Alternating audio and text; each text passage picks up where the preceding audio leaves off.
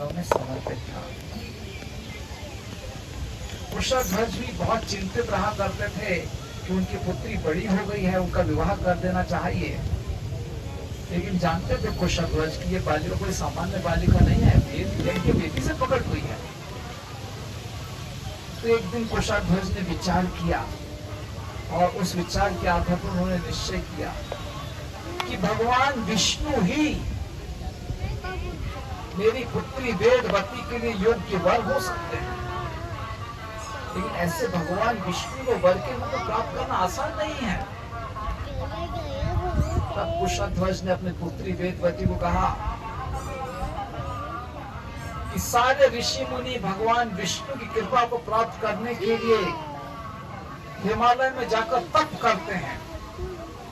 आपने अपने जन्म से अब तक बहुत सारे यज्ञ किए हैं और सेवा की है, लेकिन अब मेरा निर्देश यह है कि आप हिमालय की चोटी पर जाकर भगवान विष्णु के प्रसन्न करने के लिए उनके चरणों का ध्यान करके तप कीजिए, उनकी कृपा को आकर्षित कीजिए और तब भगवान विष्णु आपको वर के रूप में प्राप्त होंगे।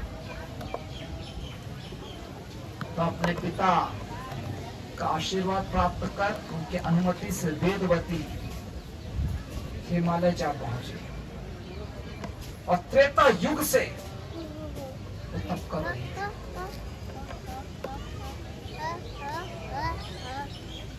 उस हिमालय के क्षेत्र में आज भी कुछ खाने पीने को नहीं मिलता है। बिना कुछ खाए पिए वहां के ठंडे बर्फीले वातावरण में उस वन्य क्षेत्र में जहां पर कितने ही सारे भयंकर जंगली वन्य पशु रहते हैं और वहां का वातावरण, वहां का मौसम भी बहुत भीषण होता है। अनेक कीड़े मकोड़ों की यातना सब कुछ सहन करते हुए यहाँ वेदवती पूर्ण दृढ़ निश्चय के साथ भगवान विष्णु के चरणों का ध्यान करते हुए तप कर रही थी। जैसा कि भगवान भगवत गीता में कहते हैं, व्यवसायत्मिका बुद्धि एकेह कुरु नंदन। उस प्रकार से अपनी बुद्धि को, अपने मन को पूर्णतया भगवान विष्णु के चरणों में एकाग्र करते हुए यहाँ वेदवती तप कर रही है। उसको इस संसार का कोई वैभव नहीं चाहिए था, सिद्धि नहीं चाहिए था, आभूषण नहीं चाहिए था, भोजन वस्त्र कुछ भी नहीं चाहिए था। उसे केवल भगवान विष्णु के चरणों का आश्रय चाहिए था। और इस भावना से वहां हजारों हजारों वर्ष तक हिमालय के वन्य स्थल पर तप कर रही थी। अपने शरीर पर वहां मृग छाल का आवरण धारण कर जब इस प्रकार से तप कर रही थी केवल विष्णु को प्राप्त करने के लिए, तो आकाश मार्ग से रावण अपने पुष्पक विमान से उस क्षेत्र से जा रहा। और जो रावण ने देखा कि इतनी सुंदर युवती है लेकिन तपस्या में लगी हुई है, क्यों? तब रावण अपने पुष्पक विमान से नीचे उतरा और रावण ने वेदवती के समक्ष जाकर विवाह का प्रस्ताव रखा और कहा कि मैं आपको अपने राज्य की सर्वश्रेष्ठ रानी के रूप में आपको सम्मान प्रदान करूं। लेकिन वेदवती ने रावण के प्रस्ताव को ठुकरा दिया। रावण इस प्रकार से अपने जीवन में किसी भी प्रकार की अस्वीकृति पसंद नहीं करता था। तो रावण ने बहुत प्रलोभन दिए वेदवती को, लेकिन वेदवती ने जब रावण के सारे प्रलोभन ठुकरा दिए तो रावण ने निश्चय किया कि बलपूर्वक वहां वेदवती को लेकर जाएगा।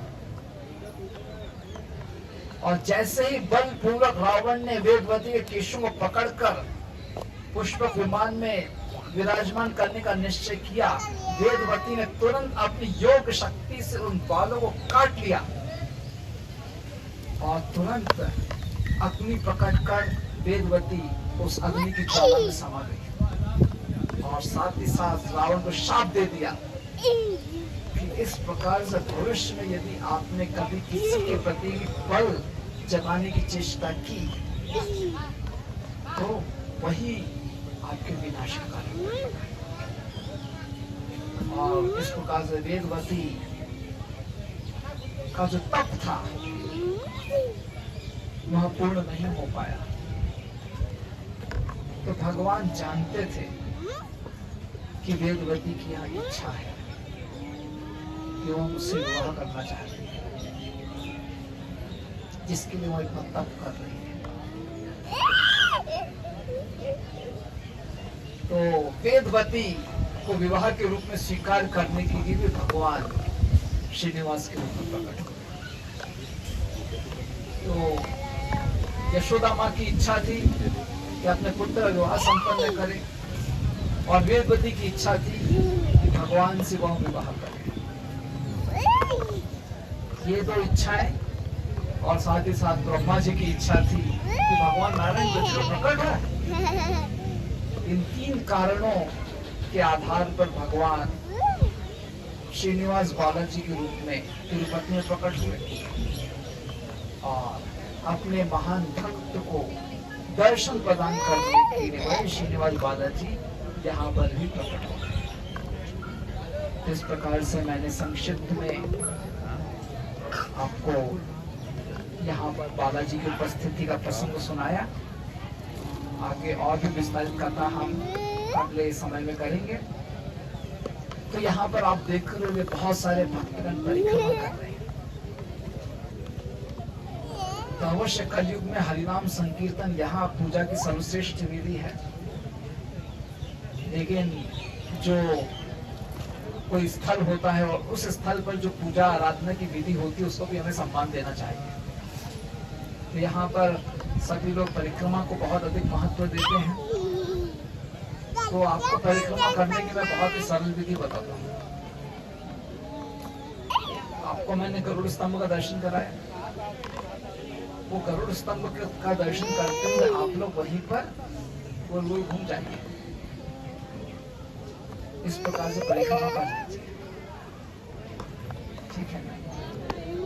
और कुछ लोग यदि चलना चाहते हैं चल लीजिए, ठीक है।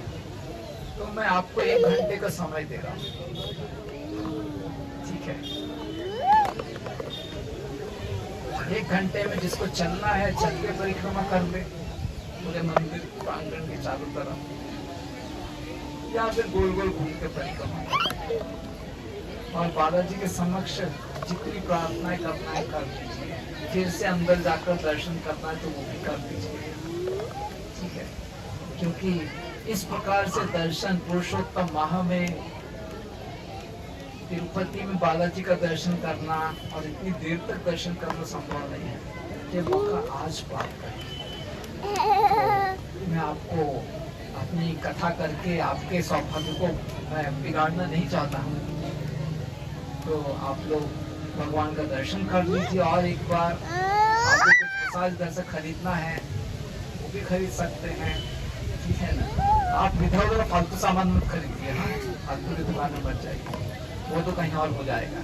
यहाँ पर आए हो तो जो उद्देश्य वो तो ध्यान दीजिए।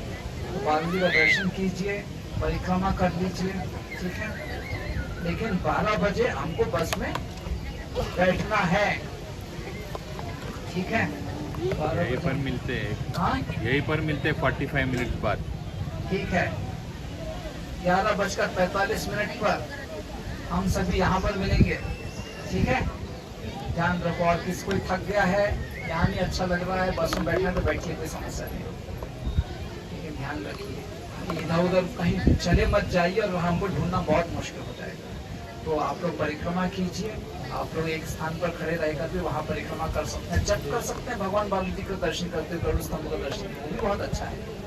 ये कर लीजिए, 1 घंटे का आपको समय है, हाँ। इधर उधर शॉपिंग बिल्कुल मत जाइए।